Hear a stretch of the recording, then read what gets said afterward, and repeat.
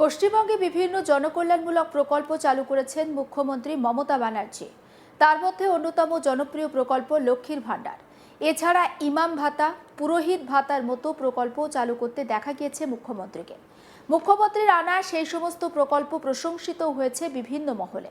এবার প্রতিবেশী রাষ্ট্র বাংলাদেশে এমনই কিছু ভাতা চালু করার উদ্যোগ নিলেন সেদেশের প্রধানমন্ত্রী তারেক রহমান তথা তার নেতৃত্বাধীন বিএনপি সরকার।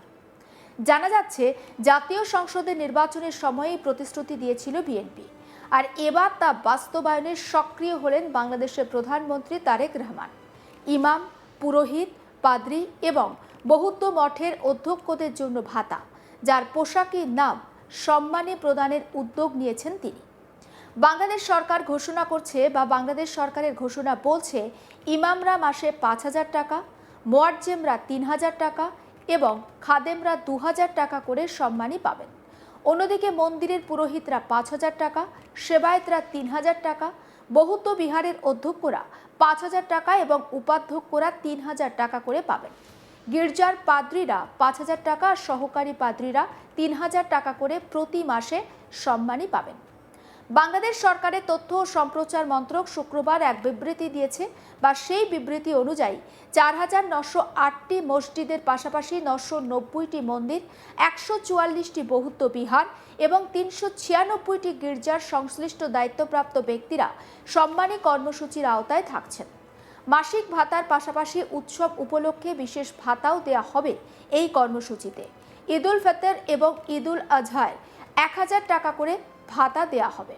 পাশাপাশি দুর্গাপুজো, বুদ্ধ পূর্ণিমা এবং বড়দিন উপলক্ষে বিশেষ ভাতা হিসাবে 2,000 টাকা করে দেওয়া হবে।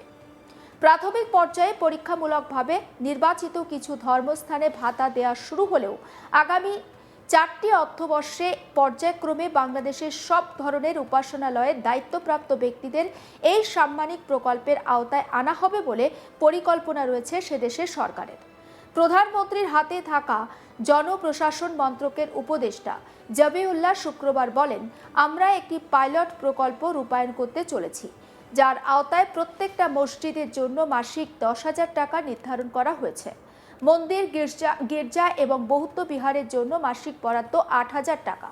তবে বাংলাদেশে এই ভাতা প্রদানের খবর প্রকাশ্যে আসতেই অনেকে প্রশ্ন তুলতে শুরু করেছেন, তারেক রহমান কি তবে মমতা ব্যানার্জির প্রকল্পগুলো থেকে অনুপ্রাণিত হয়ে এই উদ্যোগ নিলেন?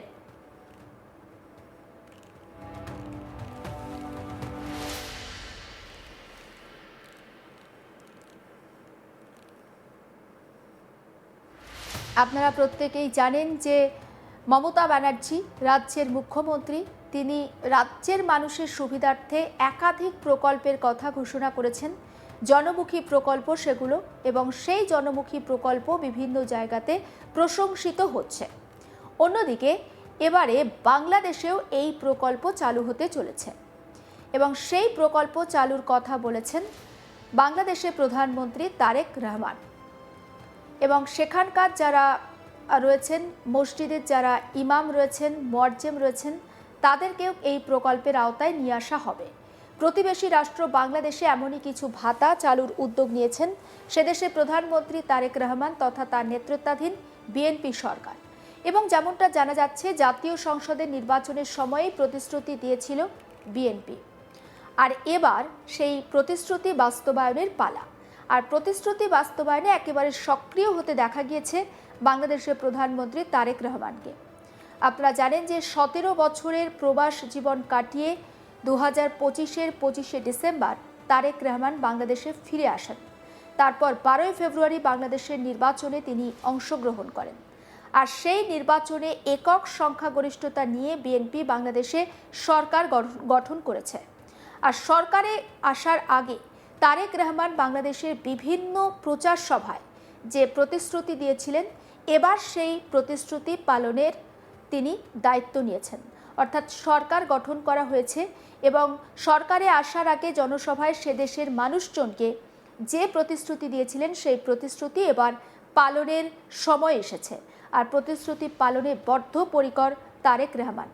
অবশ্যই আপনাদের মনে থাকবে, তারেক রহমান যেদিন বাংলাদেশে পা রেখেছিলেন, অর্থাৎ 2025-এর 25শে ডিসেম্বর, তিনি কিন্তু প্রথম যে জনসভায় বক্তব্য পেশ করেছিলেন সেখানে স্পষ্টভাবে জানিয়ে দিয়েছিলেন আই হ্যাভ এ প্ল্যান। অর্থাৎ তারেক রহমানের একটা পরিকল্পনা ছিল। তিনি নতুন বাংলাদেশ গড়ার ডাক দিয়েছিলেন। আর সেই নতুন বাংলাদেশে একেবারে সর্বধর্মের মানুষ তারা সমানভাবে সমান অধিকার নিয়ে বাঁচতে পারবে। আপনারা জানেন শেখ হাসিনা 2025 সালের 5ই অগাস্ট, মাফ করবেন 2024 সালে তিনি যখন দেশ ত্যাগ করেছিলেন, সেই সময় থেকে আমরা দেখেছি অগাস্ট মাসে মোহাম্মদ ইউনূস তিনি বাংলাদেশের দায়িত্বে আসেন এবং তারপর যেভাবে সেখানে সংখ্যালঘুদের ওপর অত্যাচার চলছিল, সেই অত্যাচার সংখ্যালঘুরা কিভাবে সেখানে নির্যাতনের শিকার হয়েছেন সবটাই গোটা বিশ্ব দেখেছে।